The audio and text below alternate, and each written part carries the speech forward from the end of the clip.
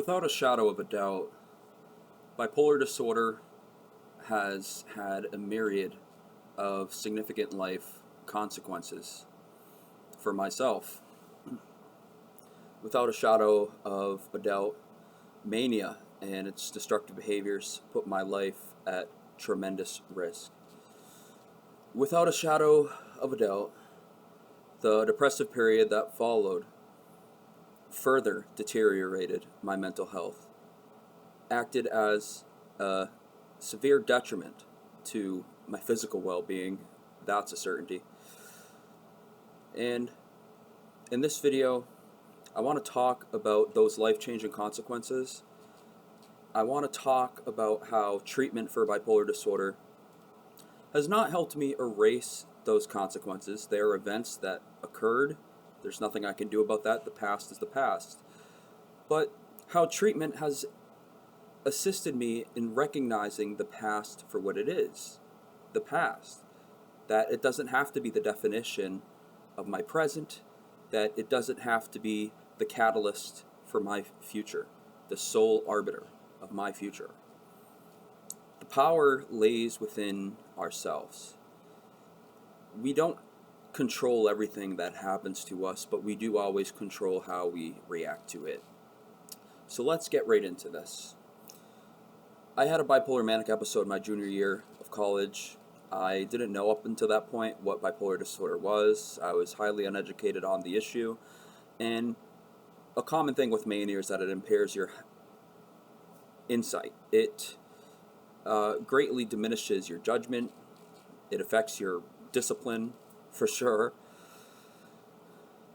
And operating under those circumstances, it's a lot more difficult to make the right decision. So from an outside observer, it may appear common sense what the person suffering from the illness should do, but the actual person suffering with the illness isn't operating with the same rational mindset that that outside observer is. And so that's where things get complicated. For myself, as a direct result of my mania, I got expelled by my university. I got expelled by my college fraternity. I lost my full-time job. I got canned for no showing. I lost tremendous amounts of sleep. I consumed voluminous amounts of alcohol as a coping mechanism for the wide array of symptoms that I experienced, delusions and hallucinations, which frightened me and made my life terrifying.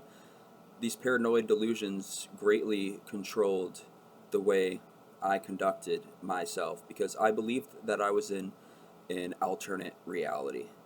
I wasn't in the reality that everybody else was, and so to outside observers, I just looked like a plain old crazy person, and the truth is that's exactly what I was. I was a plain old crazy person. I wasn't operating rationally. My mind was focused on delusions and hallucinations, and under those circumstances, it's highly difficult to recover, incredibly difficult to bounce back, profoundly difficult to alleviate those symptoms and to move on. So, what happened after these life-changing consequences? Well, I became tremendously depressed. And as a result of that bipolar depression, I put on significant amounts of weight. You can clearly see it on me. I've been in the gym working to try and remedy that. It's been difficult because depression still creeps back in. But the bottom line is that depression greatly contributed to a massive gain and increase in my overall weight. And so, where am I today? Well, thanks to treatment. I am in a much better place than I was during my manic episode. I am in a much better place than I was at the peak of my depression. In fact, my mania symptoms have been completely mitigated. They've been entirely eliminated. My depressive symptoms are not entirely gone, but they're at a far less severity than they once were. And as a result, I've been able to slowly regain control of my life. I've been going to the gym again, although I've struggled a bit these past few weeks, and I gotta start taking responsibility for that and making the correct decisions. But I've been going to the gym again. I've been going outside every single day. I've been reading. I've been writing. Most notably, I've been working. For the first time in 2 years, I've been working. And that's thanks to the power of treatment. So if you're out there suffering, or if you know someone who's suffering, I want you to just ponder for a moment what difference it can make in your life or that person's life if they got treatment. It works to a different extent for everybody. Nobody's going to find the magic answer right away. I certainly didn't. It took me trial and error of numerous medications before I found the right medication cocktail to alleviate my symptoms and empower me to regain control of my life. Right? Those are two big factors in judging where we're at. And those factors are not easily achieved. The best outcome is not easily reached. This journey's not easy, but with treatment it can be a lot easier. Medications truly do save lives. Therapy saves lives. And this is another instance of where different things work on different scales for different people. We're all unique and have our own individual idiosyncrasies, and our experiences aren't going to entirely align. Therapy for me, it gave me someone to open up to about what I was feeling. That feeling of losing all your friends after being expelled by your fraternity. That feeling after being expelled by your university and losing your education. That feeling after losing your job and now suddenly being deprived of a source of income in order to rely on. That feeling of, what do I do now? What do I do from here? How do I move on from this terrible thing that happened to me? With treatment, I was able to get that first step done of recognizing that the past is the past. It allowed me to grasp back my confidence. It allowed me to be more positive in my thinking.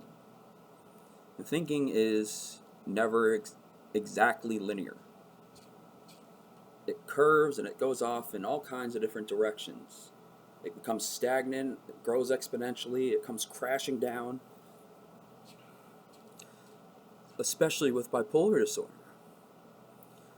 But we can manage those states of mind. We can manage our attitudes. We can manage our mood with medication, with therapy, with positive self-talk.